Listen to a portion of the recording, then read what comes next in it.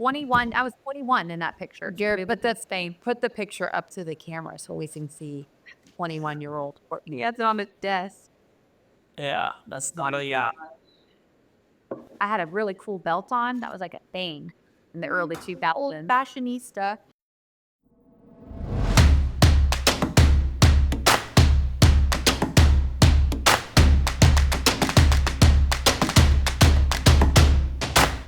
Welcome to episode 48 of Now Making Moves in Real Estate. Today's guest is Vice President of Ranch Fence with over a decade in the fencing industry, a degree in agriculture business from Cal State Chico, and certifications in OSHA 30 and 10. He is dedicated to delivering top quality fencing solutions. His expertise in construction, commitment to safety, and focus on times, on budget project delivery, making a leader in the field. I've known this guy for a really long time. We're probably 30. Oh, I don't care. It's a long Yeah. time. High school, junior high. Yeah, long time. And we're on, anyways, welcome, Mr. Twiss, to the podcast. Jarrod, otherwise known as Jarrod or Jarrod. My hubby, my bestie, besides this lady. This is my work wife, and this is my own husband. Just kidding. We work together as well. Thanks for joining us. Tell us what's going on your side of the world. Well, it's an honor to be here. When Courtney proposed this when we were going up to Tenaya, she said, "Hey, why don't you in the podcast?" I go, "Wow." I never really thought about being on your podcast. I've listened to not all the episodes, but quite a few, and you guys have really come a long ways. I mean, I'm proud of you. When you guys getting traction and downloads and subscribes, and your banter's good.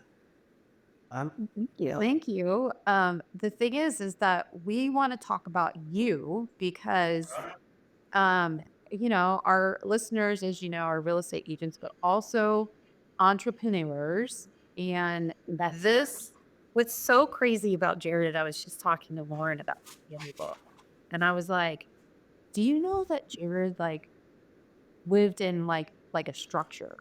Like, I don't even know if he had like barn. Well, I didn't even call it a barn. I'm like, it was a structure of some kind, but I don't even think he had like water or electricity. Or I may or may not have any of that correct, but it's what I remember to my story. So from that to what you have built today is significant. It's really awesome. But let's talk about how you made that happen. Well, I don't want. It is true. My bedroom was in a barn, but it had a concrete floor and steel building. I mean, and it is true we didn't have power through the power lines, but we did have a generator. Um, I mean, it wasn't because we were, dirt poor. We just lived very rural on a ranch, and I mean, let's just put it this way: you didn't go to town for milk. Like you did, you planned that out the next day when you went to school. It was, it was a good life. It made me think. Let's put it that way. It really um, it taught me how to be resourceful and think and hard work and all that good stuff. Uh, I love. Can I tell the story, Court, about how the first time I took you out there to that ranch? Oh yeah, I was such a city girl.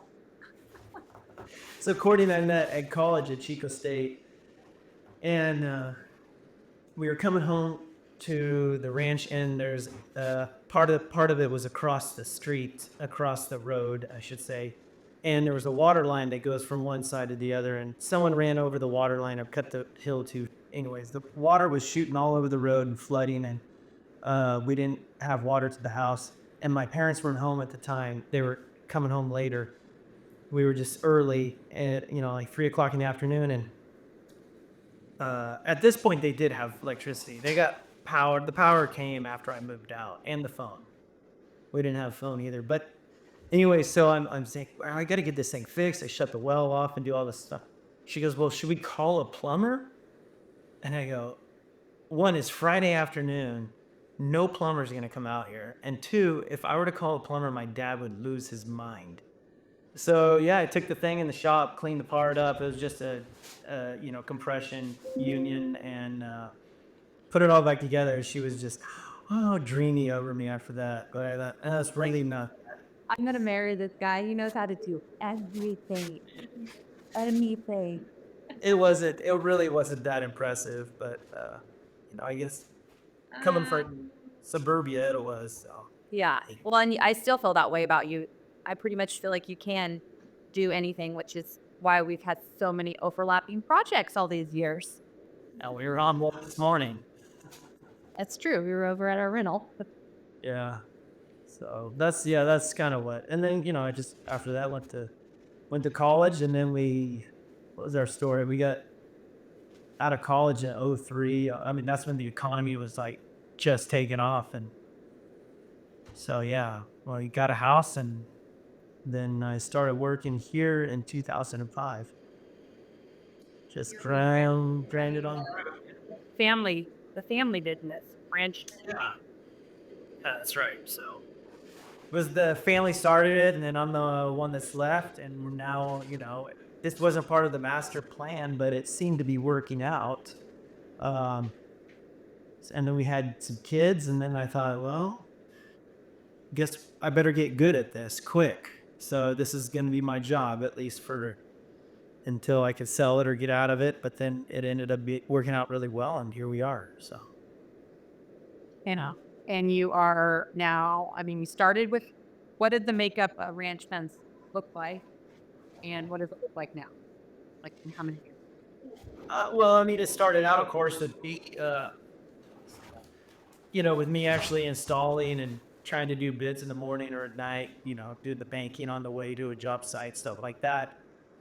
But and then we got a few more crews and a few more people, and Courtney's father was a big help with business advice, and he kind of came in and assessed what we were doing and gave me a lot of just kind of guidance and a direction to scale this thing up.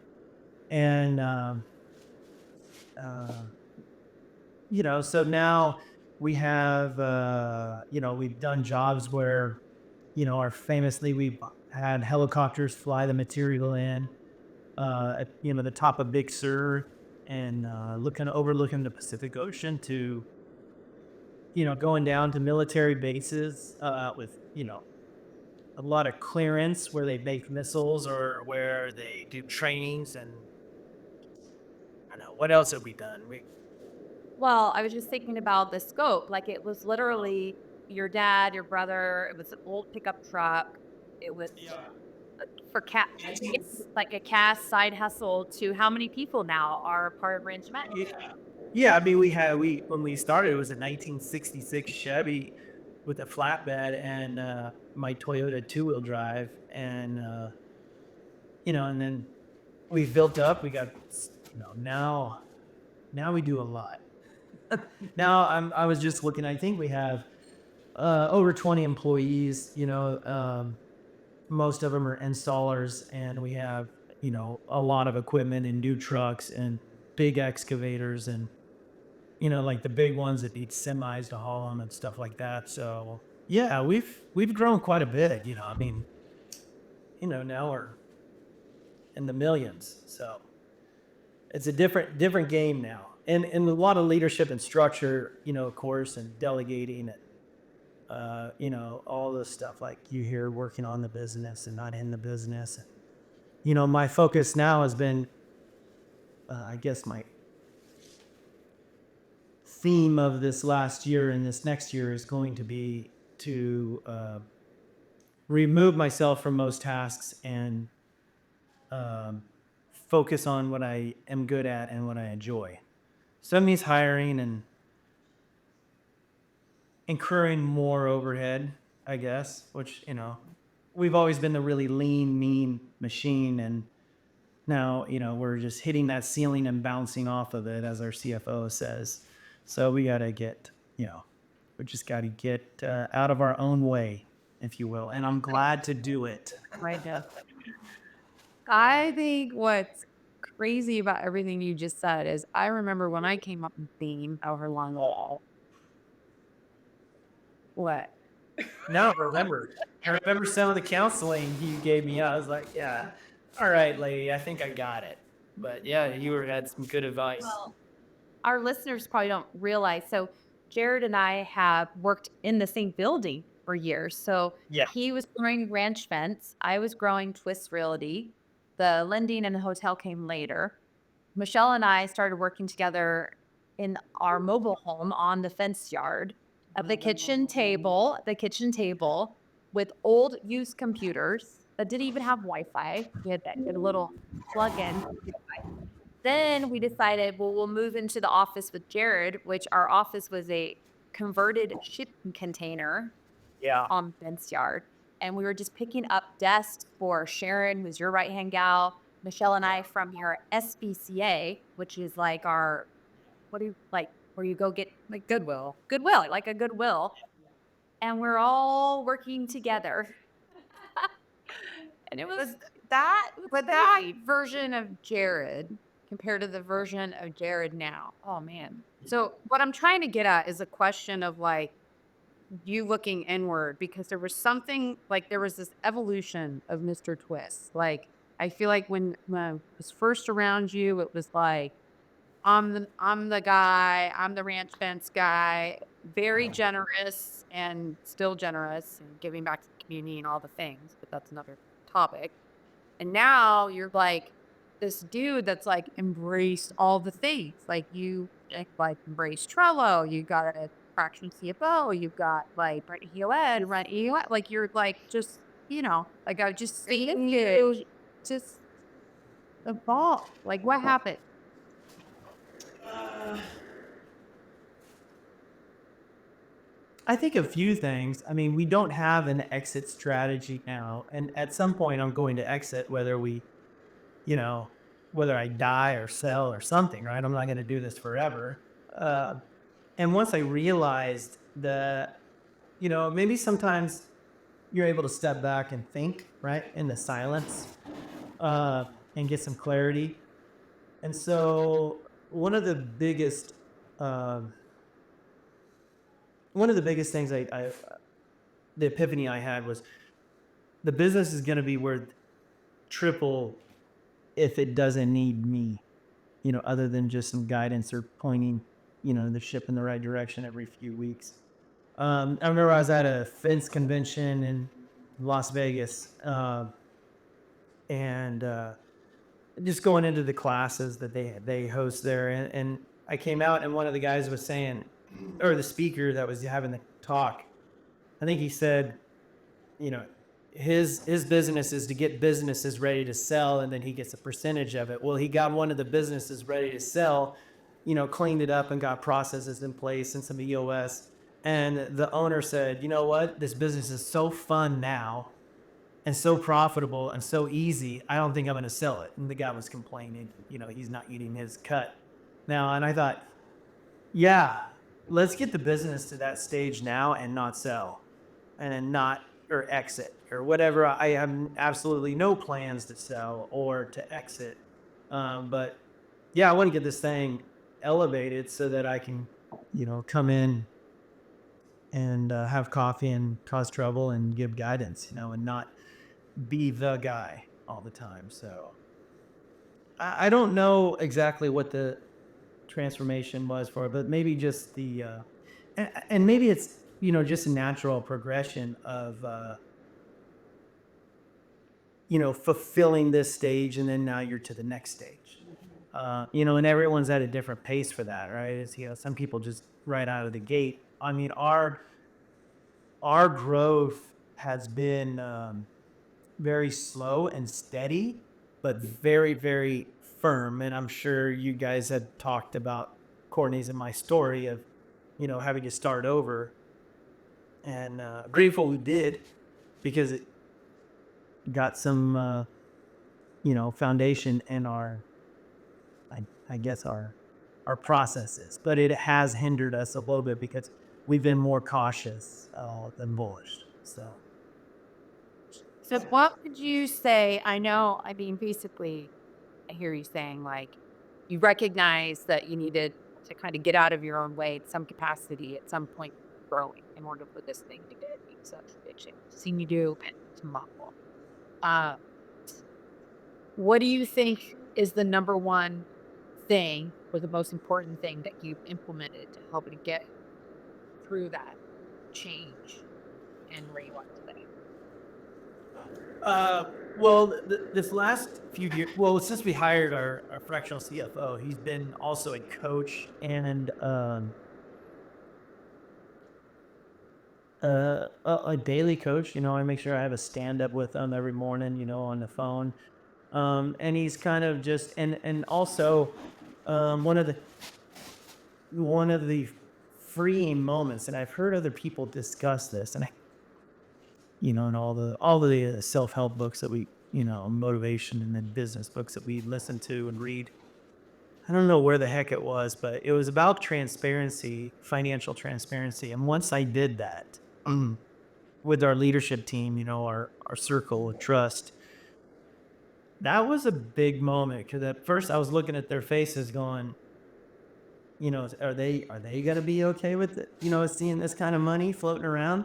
But then once they got educated and they saw that, no, no, no, that's pre-tax, and then we got to have retained earnings, and then sure, I make a pretty good living, but it's not near as much as one would think by looking at the net income. Um, and so once we were able to open that up, and then I was able to, delegate to our project manager and our office manager to start handling some of those financial decisions, whether it be invoicing or bidding or, and actually putting together some sort of, rev share and stuff like that. Um, it was able to let us grow quite a bit more. I mean, as a matter of fact, I mean, this year we're, up a whole bunch than last year. Um, and supposedly 25 is even going to be bigger and better. So yeah, That's awesome. yeah, it's good. It's been fun to see the growth for all of you guys. You have Yeah. such a low turnover with your team as well, which is pretty abnormal in the construction industry, as Oh yeah. and typically that you've been able to retain. You have this program with high school boys and FFA and a welding program from the high school. They come work for you and as a high schooler and doing all the stuff around the yard, working on our projects with our investments, Yeah. to then growing and getting on the fence line to then becoming foreman to now be on your leadership team. It's pretty amazing. What Well, it's easy, right? Well, not easy. Simple, but not easy. Uh, it is nice, though, a little added benefit of having the real estate side. I'm able to coach some of these young boys up or young men and coach them up and get them going and then get them on some of these high paying construction jobs, which they love to brag that they're making more than the teacher that used to nag at them. And then, we teach them, the Ramsey fundamentals in the city. And then you guys come in and get them a house, I and know it's pretty that is awesome. rewarding. We just had two of them close in the last 3 weeks. Yeah. They're young. Some of them are not Yeah. even 21. I was trying to think of how many. I mean, Yes. maybe not And 10 so far, but quite a few under 24 that have been able to buy homes in this climate, which is because of you guiding them from such a young age on how to. yeah. And by the way, Courtney, I didn't tell you this, but with all the holidays and Gage was working in the shop helping out, those guys. And he had a really, really big smile on his face. And he took me aside and he goes, "Did you hear I got a house?" I go, "Oh, yeah, I've been hearing about it." And so he's just really, really happy. Yeah. It's fun to see him. I mean, he's 20 years old, apparently out of high school. It's amazing. We've got another one where we're getting ready to help that's has a goal of saving $100,000 and he is young, very, very young. And he's going to do it. And it's a phenomenal. It's pretty phenomenal. Like, I remember when he was like, "I'm being the trash on right there, Dallas." Yeah, you know, Yeah, but he also brings his lunch. I look out there, I see, who's going to the gas station to get last minute food and who's bringing leftovers. Yeah. Well, one thing I want to touch on, if you guys are okay with it, because I think part of Jared's secret sauce, it's another thing that could seem easy but is not, is just your crazy, crazy tenacity. You two actually have this in common. Neither one of you will take no for an answer. Like, not like I don't say that lightly. Yeah, don't take no for an answer. No, like legit. People say you guys can sell ice to an Eskimo. That's both of you, Jared and Michelle. I feel like have that in common. But Jared, I mean, there's so many situations over the years where you're just like, no, we're doing it. We're moving forward. And I think that's something that translates in all industries. And how do you do it? How would realtors mirror what you've done to be successful?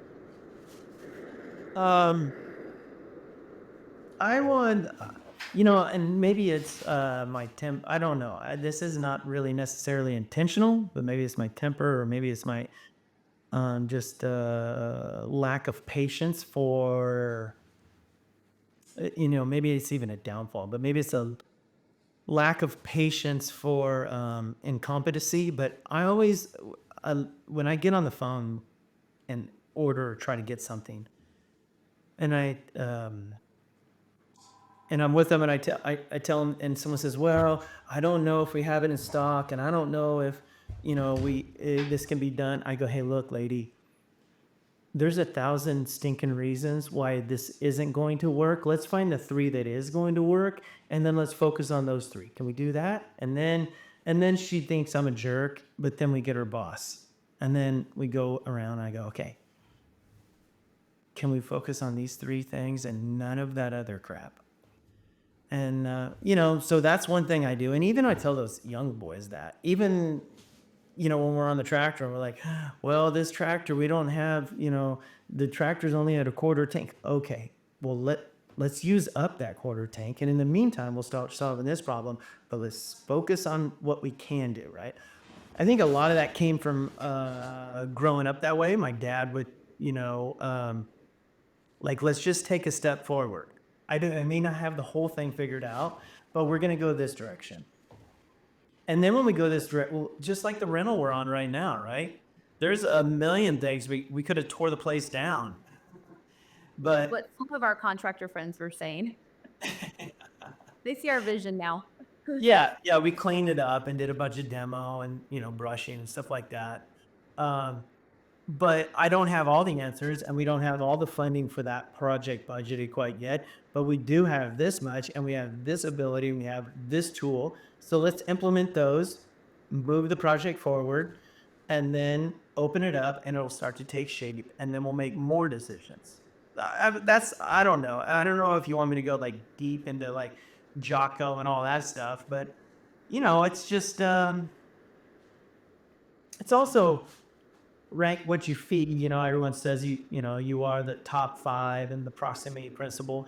My dad used to say, if you lie with dogs, you get fleas, and the reverse is the same, right? So that's the same thing. Just be around those type of people. You know. Well, you bring up Jocko, and I definitely think you and many on your team have demonstrated the extreme ownership that he always talks about. I met Yeah. you and I got to meet him at a entre leadership summit, which was awesome. And they, especially for your team, to see him in person. I don't know. I think that's part of it. I liked the way you phrased it, where you just focused in on you let go of all the noise. Yeah. Maybe that's really it. Just let go of the noise. And this is where's a few little things that we can do, and let's focus on that. Yes. That And here's the reality of it too. I need to take that same advice when it comes to business and focusing in the office. I'm not as good at that. I love to be outside with those guys. I love to do that type of construction, and I love to negotiate, figure it out. But when it comes down to the diligent stuff, I'm like, oh well, the login doesn't work. Oh, to heck with it. I'll go back outside. So oh yes. know about logins not working. The tech side of it. Oh my gosh, the tech side of it. Oh my I gosh. have a 3-time rule. If it doesn't work in 3 times, then all right, well, it's not that important. Let it go. Someone else can Zoom. Someone else can figure it out. I'm not gonna ruin my whole day. I like that. I like that. Uh, I did want to say a little hack to the listeners. If there is people working with, blue collar folks, a lot of blue collar folks don't like reading. They don't like listening to those books. A lot of it goes over them or through them, or they don't retain it. Right. Well, two of them that I've been able to really get our team or our installers to listen to and to resonate with is the uh the Jocko Extreme Ownership, because it's a great one about telling stories, and then the principle, and then um a very interesting story about Ramadi in Iraq. And then the other one that's easy to listen to as well, and it's a little bit silly story, but is you guys know which one I'm getting at, is Hungry, Humble, Smart with by Patrick Lencioni. So get those two. Those are the easy reads or easy listens, and versus Simon Sinek. That guy, he's tough to take in. Feels They're not an academic, right? yeah. So So what's on the horizon for ranch hunts in 2025?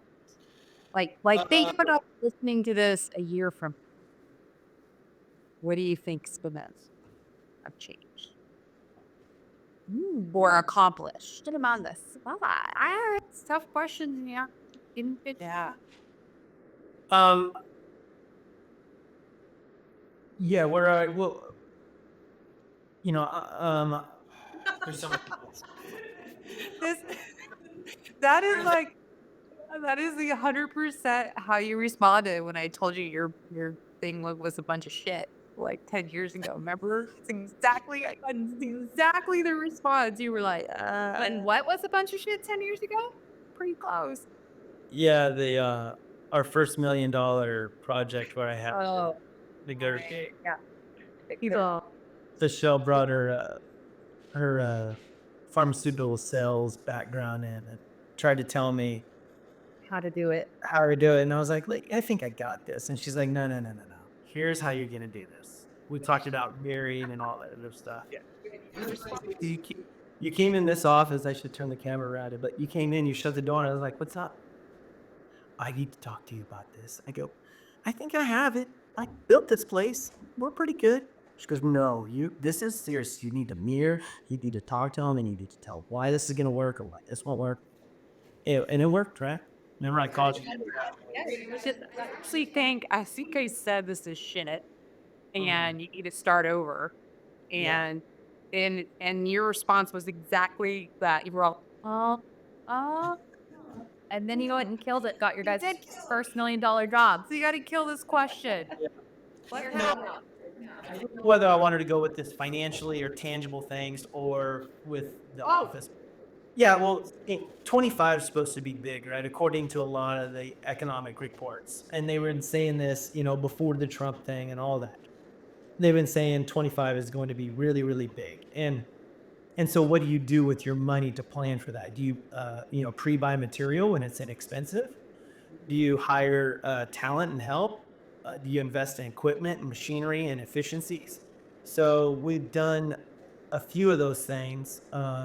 I haven't bought a lot of material quite yet, just because our jobs are getting more specialty, and I don't know exactly what we're going to need. But we have upgraded a lot of our equipment. We got a truck being built right now, and I plan on getting another one here soon. But I think the big thing is I would like to get another truck, another foreman, which that's a tough spot to fill. Um, we need to get a project engineer slash estimator. And then also, I think I want to focus in on getting a project manager, moving that guy out into the superintendent role. So, we can get in the field and keep our quality up. So, there's just some key roles that I'm focusing in on. The project engineer would take a lot of weight off of me. The project manager would free up you know, our the guy with the most knowledge in the field, so he can actually do superintendent stuff. And I mean, we've made a lot of big strides. I think as far as equipment goes, we're pretty good shape. Um, I might buy a truck. I hate saying that in front of Courtney, but Well, we bought like 5 this year, 4 or 5. yeah, I know. Oh, more equipment. What about And for me, yeah, like what about what's Jared gonna be doing in a year? I like to. Uh, I don't want to tell my. I don't want to tell my wife. I Oh, like to. I know what I was gonna say for him, and I know he won't want me to say it. I was gonna say he'll be floating in our pool. We're getting a pool in 2025. It's documented. Everyone that listens to this needs to reach out to Jared and you say, Courtney needs a pool. Yeah. Send pool designs on Facebook. Flood them. Jared.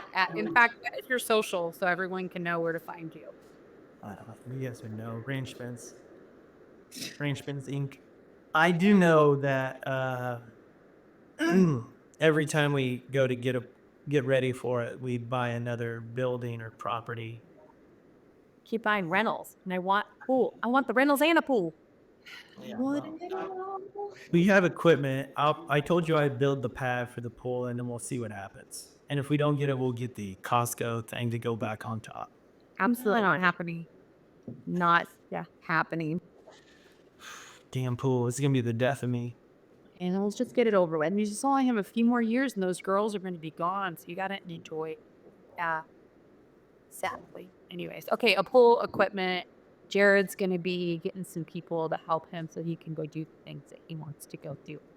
Yeah, I think that's what we're gonna do, and then kind of elevate some people, get some more systems. We really got to focus on our systems so we could scale. We're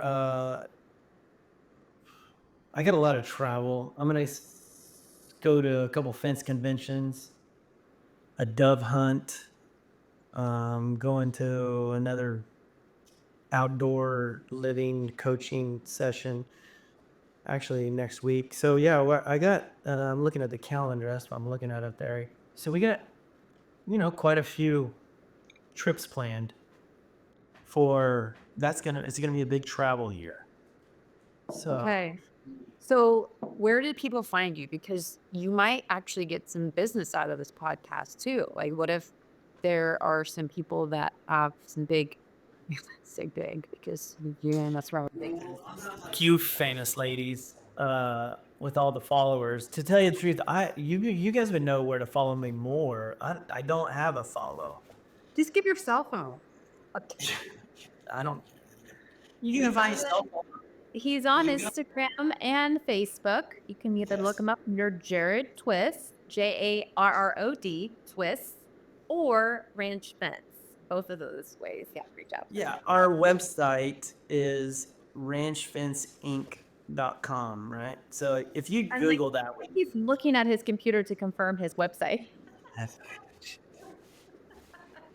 that's 100% what's happening. Well, thank you, Jared, for joining us. It's been such a pleasure to be part of your journey and watching you. Like, I think that at the end of the day, you and I just come from a savage upbringing here and Nerpos up, where you just gotta like make it happen or it won't happen.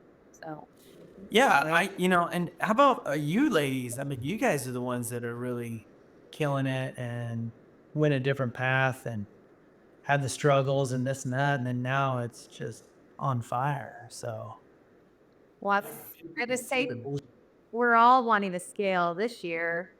Let's do it. yeah. That's what one a little secretly a little intimidating for me is that for the over the last decade, more than a decade, every year has been bigger and better. Some years barely, but some years 30, 40, 50% growth. And this has been one of the biggest years I think maybe the biggest year-over-year growth. Some stuff is still coming in today and tomorrow to, like, finalize, and I'm going, "Oh, geez, gotta beat this next year." We're not going to be able to do it the way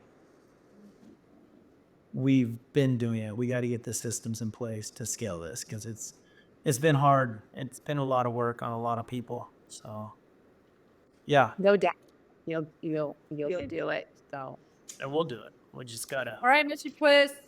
so all right, well, thank you, ladies, and, yeah. Thank you, hun. Thanks for coming on. Yeah, we'll see you.